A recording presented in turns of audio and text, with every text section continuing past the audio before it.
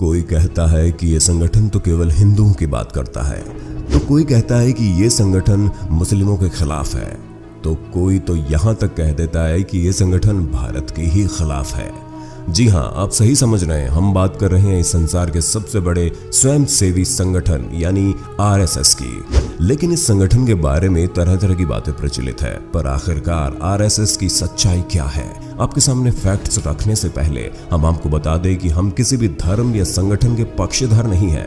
हम केवल आपके सामने आज कुछ फैक्ट्स रखेंगे जिनके आधार पर आपको तय करना है कि आरएसएस के बारे में सही क्या है और गलत क्या है। तो दोस्तों, कोई भी राय बनाने से पहले प्लीज वीडियो आखिर तक जरूर देखिएगा। लेकिन यदि आपने हमारा रहस्य टॉक शो चैनल अभी तक सब्सक्राइब नहीं किया है तो प्लीज इस लाल रंग के बटन को नीचे जाकर दबा दीजिए और साथ में लगी घंटी को भी दबा देना। आरएसएस, जिसका पूरा नाम राष्ट्रीय स्वयंसेवक संगठन है, की स्थापना वर्ष 1925 में डॉक्टर केशव बलिराम हेडगेवार ने हिंदुओं के एक प्रसिद्ध त्योहार दशहरे के दिन की थी।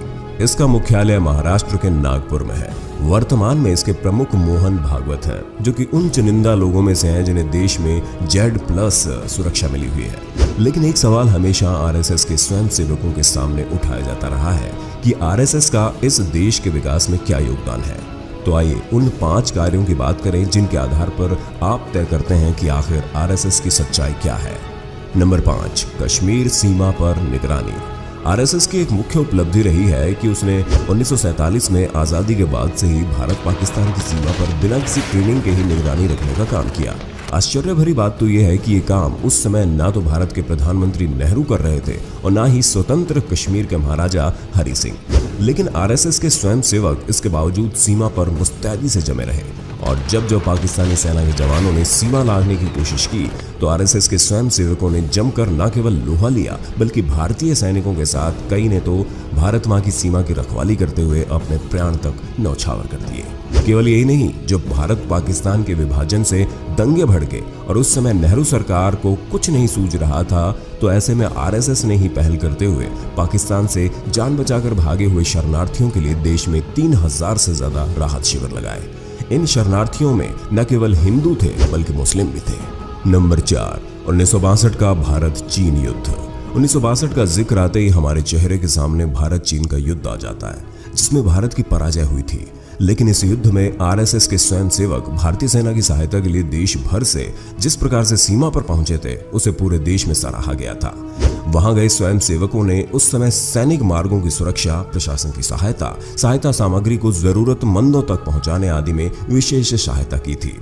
आरएसएस का कार्य इतना सराहनीय था कि जवाहरलाल नेहरू को 1963 में गणतंत्र दिवस की परेड में आरएसएस के स्वयंसेवकों को आमंत्रित भी करना पड़ा और केवल 2-3 पूर्व ही मिले इस निमंत्रण पर 3500 से ज्यादा स्वयंसेवक आरएसएस के गणवेश में उपस्थित भी हो गए थे। नंबर 3, कश्मीर विलय में भूमिका।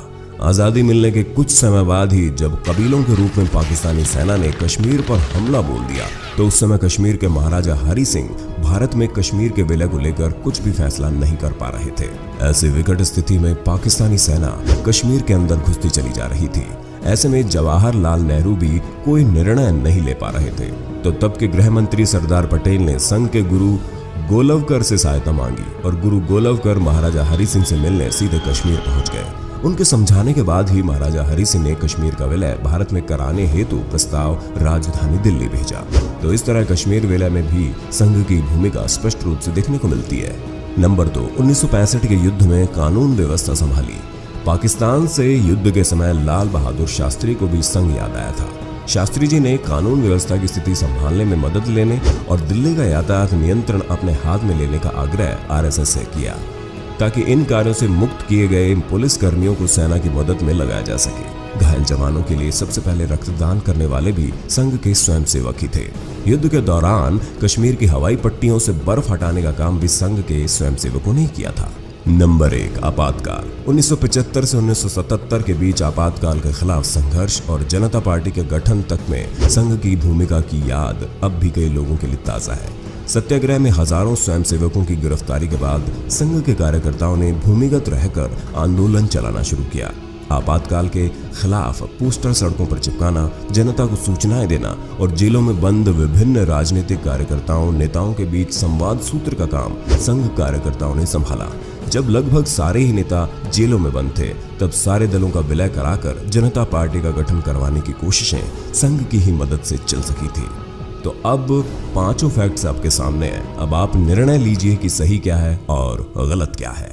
हमें कमेंट में जरूर बताइएगा अब आप आरएसएस के बारे में क्या सोचते हैं।